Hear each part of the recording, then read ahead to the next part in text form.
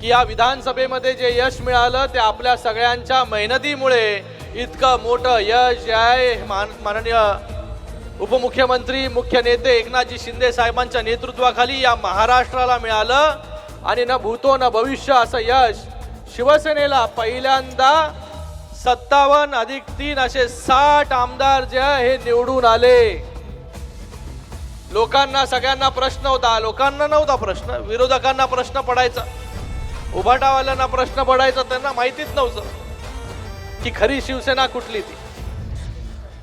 सारखं जोर जोरात बोलायचं खरी शिवसेना आम्ही, पण लोकांनी ज्या या विधानसभेमध्ये खरी शिवसेना कोणाची आहे आणि खरी शिवसेना ही बाळासाहेबांच्या विचारांची आहे, जी लोकांच्या सुखा दुःखामध्ये धावून जाते, त्या शिवसेनेला निवडून दिलं।